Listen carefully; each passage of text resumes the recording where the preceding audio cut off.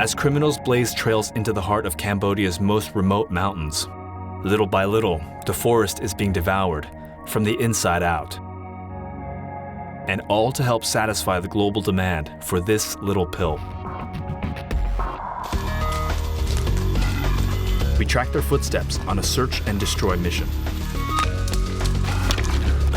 Feels awesome. They say when you come to Cambodia into the forest, you have to pay a tax. That tax is your blood. We just heard a few shots fired. Wow. It's so bizarre. It's like a scene from a war movie.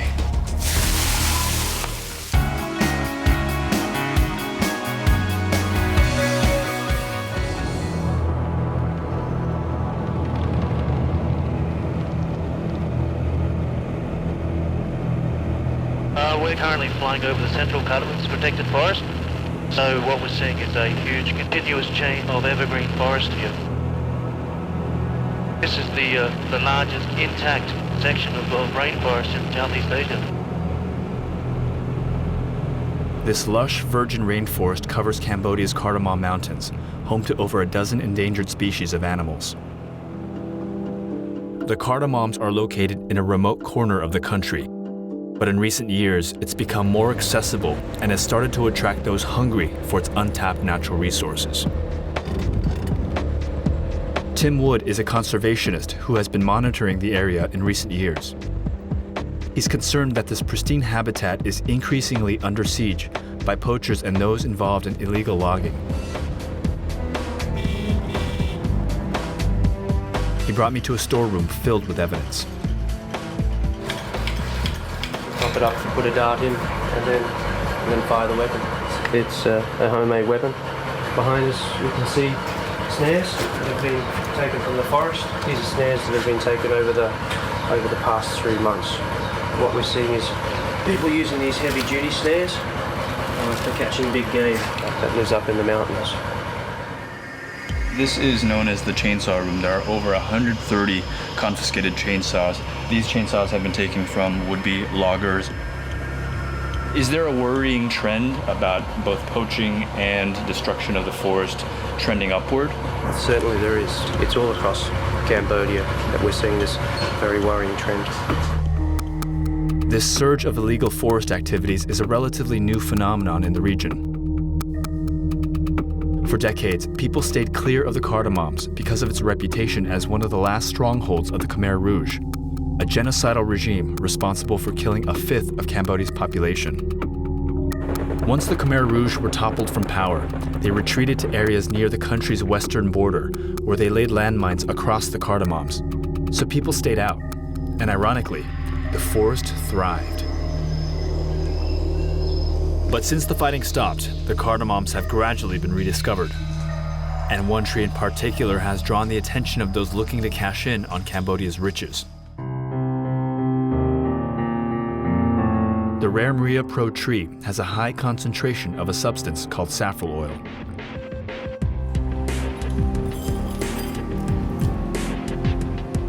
Prepare for the smell, right? This pungent golden oil can be used in perfumes and cosmetics. Want to go to a rave now? But the sale of saffron oil is most lucrative when it's used for something else. Saffron can produce ecstasy like MD, MA. This is an ecstasy tablet, and it has a Mickey Mouse looking character on it. The illegal club drug ecstasy is synthesized from a chemical reaction in which saffron oil is a crucial key ingredient. This is the necessary ingredient for an ecstasy tablet. Yes. Where is this stuff made? This stuff made from Holland. International drug enforcement authorities are concerned that Cambodian saffron oil is now being diverted for manufacturing ecstasy in Australia, Europe, and North America. For the drug producer, they need it. They use any means to get it. So, in order to eradicate this little problem, you've got to stop this. The production and sale of saffron oil is illegal in Cambodia, but that hasn't stopped criminal networks from setting up secret factories where the oil is extracted before being smuggled out of the country. We just do a circle around here. Okay. And Tim finds himself in the unusual position of defending the environment while thwarting an illegal drug trade. He looks for telltale signs like smoke or clearings in the forest canopy. There's a bit of a clearing down there. That could be a site. Okay, big clearings underneath us. Yeah. So we should be right over the top of the factory site now. Right over there. Can we see that? GPS coordinates of possible factory sites are taken so he can try to find them later on foot. We joined him early the next morning to begin a search. It's about 4:30 in the morning. We're getting an early start on this bumpy road. So we are going to go as far as this road can take us. And then from there, it's an all-day hike.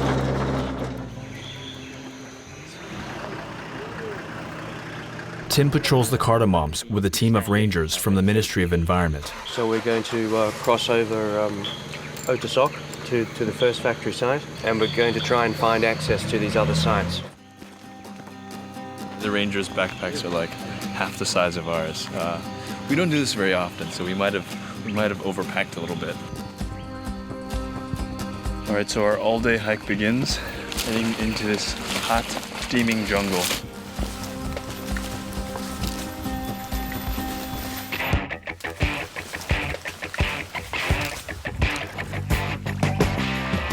Every step you take, there are leeches everywhere just waiting to suck your blood. So we just passed one downed Riaprop tree. We're getting closer to the site.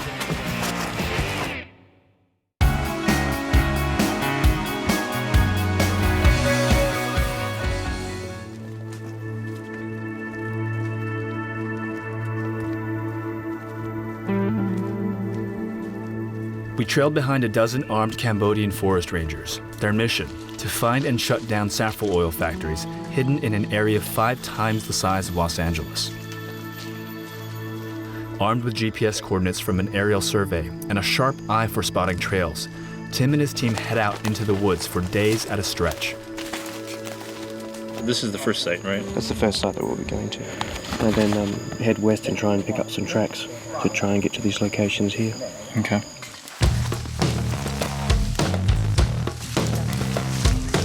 The hike was challenging, to say the least.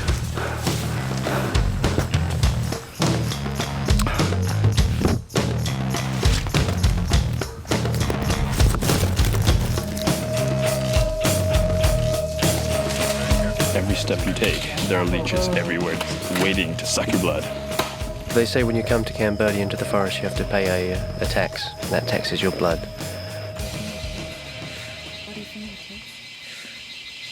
I just found one. Inside my pants, close to my crotch. There. Things will not die.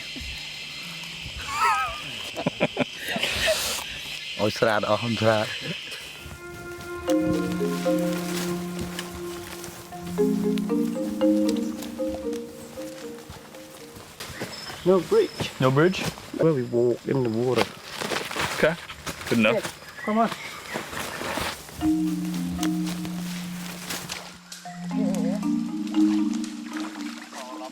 Ooh. Cold. Feels awesome. After half a day of hiking, we started finding clues that we were getting close to something. This is the Riaprop tree. This is, I guess, just above the lower trunk. Yes, that's right. Generally, how old are these trees? It's difficult to say. They're several hundred years old.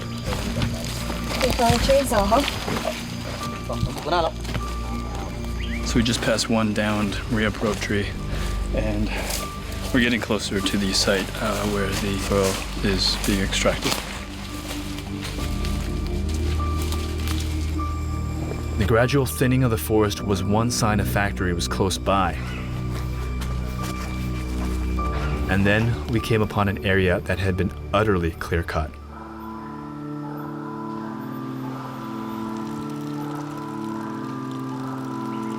So what are we looking at here? Where we're at the moment is a standard Maria Pro factory.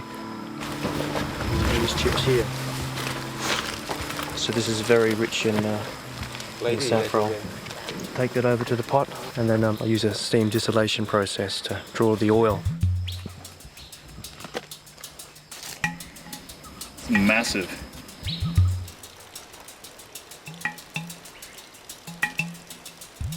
These are the cut up roots and the lower trunks of the Maria Pro tree. And what you get here are the wood chippings. Smells really, really strong. The Maria Pro chippings are placed in a giant pot. The shredded tree parts are distilled over a continuous wood-burning fire for 5 days before the oil is extracted. All of this entire thing right here, this entire part of the hillside, all of the chippings of the Maria Pro tree, and they're dried out. All of the oil has been extracted through this steam distillation process. All of it here. The factories are built near streams because a steady supply of water is needed for boiling the tree parts and cooling the distilled oil. But the carcinogenic waste products end up polluting the water.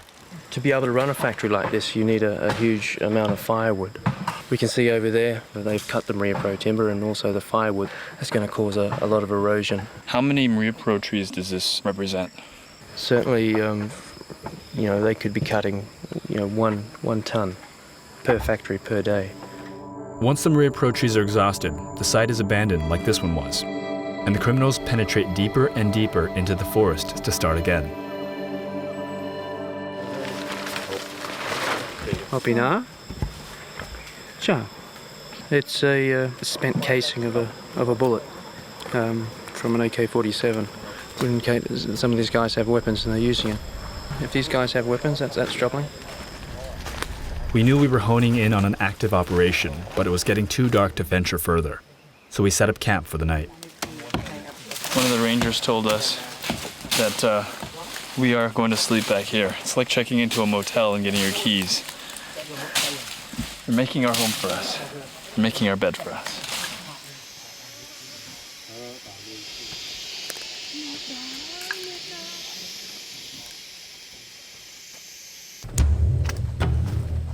This is a snare. Feel the weight of this thing. They're planning to construct a new factory somewhere.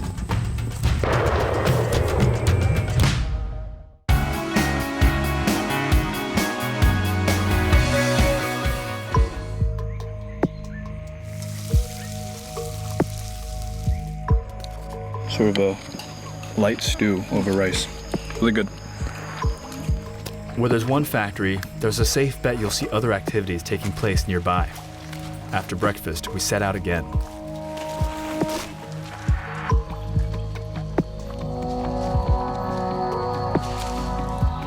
I just saw what could be another trail leading off this main path, and a couple of the rangers went ahead. It could be a poacher's trail. This is a snare. Pretty standard run-of-the-mill type of snare. Conservationists now fear that the cardamoms are falling to a phenomenon called empty forest syndrome, in which poachers deplete a pristine forest of its wildlife.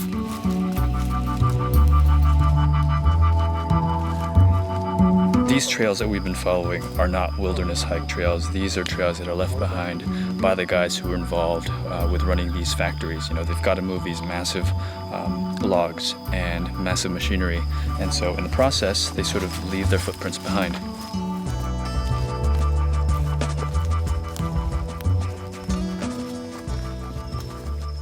Feel the weight of this thing. It'll be used to make a pot. What it could mean is that they're bringing in spare parts, or they're planning to construct a new factory somewhere. Two guys carry this on their shoulders. That is insane. Not an easy job. Human mules are paid about $2.50 a day to lug everything they need to construct a factory on site. factory workers are often armed in this high-stakes cat and mouse game, so the Rangers divided up into two groups and approached cautiously.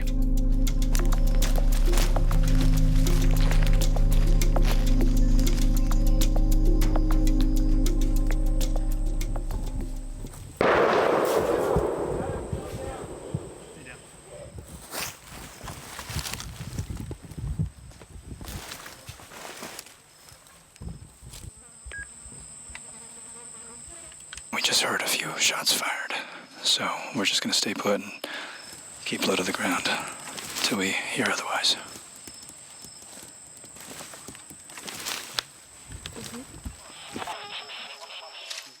After a few minutes, we were cleared to approach.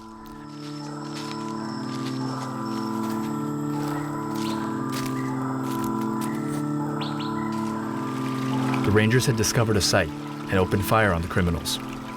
So like 5 guys? Yeah, because we come here, we see 5 hammocks. And they just disappeared into the forest? Sure, yeah. As you can tell from this fire burning and from this animal being cooked, this place was just lived in. And so now the Rangers are noting everything, cataloging all the belongings left behind. These factories are run by Vietnamese crime syndicates who hire poor Cambodians for about $25 a month to run the factories. Before, the Vietnamese were working in Vietnam to extract the oil from those trees, but because they were doing it so much that the trees started to become extinct. And what we found is that they've moved to Cambodia. The Cambodian workers often have no idea what the oil is used for or how valuable it really is. Even veteran rangers are surprised when they find out.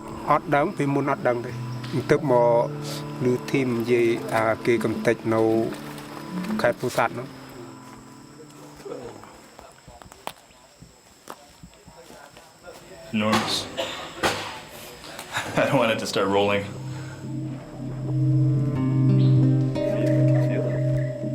This is insane. All of this is hauled in.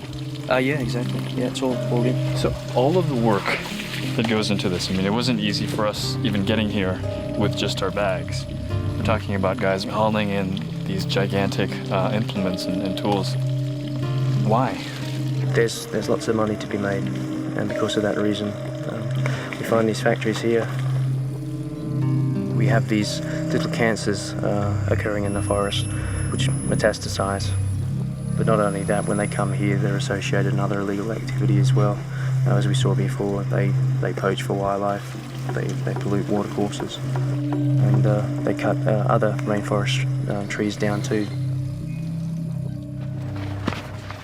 I think the Rangers might have found something underneath some of these shavings.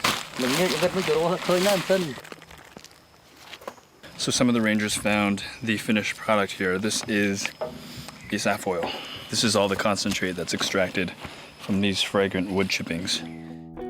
In the end, the oil is smuggled out of the forest, where it quickly changes hands on the black market. It fetches up to $50 a liter in the capital and $2,000 a liter outside of Cambodia. A single liter of saffron oil can produce 7,000 tablets of ecstasy, worth over $200,000. So these guys who fled, these guys likely to pick up at another site and keep going? I would think that they'd be coming back to the site to try and pick up the pieces and start again here. That's why we have to be constantly vigilant and destroy everything.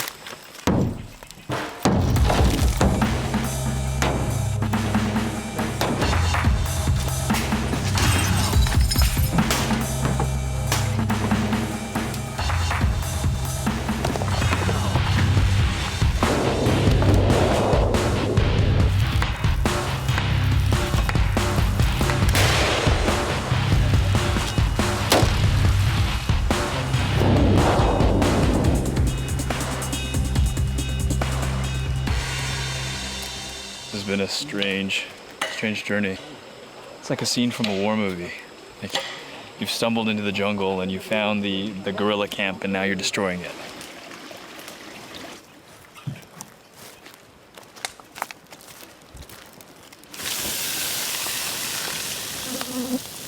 They're fueling this flame with stores of the saffron oil that they found hidden in this camp.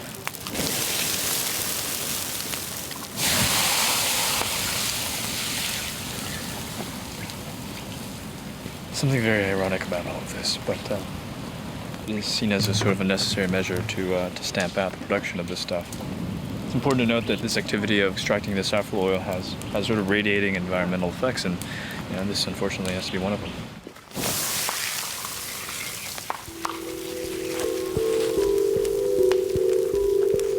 Certainly, drug dealers are wanting to use this oil. The chances are that more people will come in here and they'll cut down these trees that we have here and extract the oil. So it doesn't look particularly good for the Rio Pro trees. But it's not just the future of one species of tree at stake. Once there's an opening into the forest, everything in it becomes vulnerable. From the rivers to the animals to the resources not yet discovered. And all because of the demand for a recreational drug, a world away.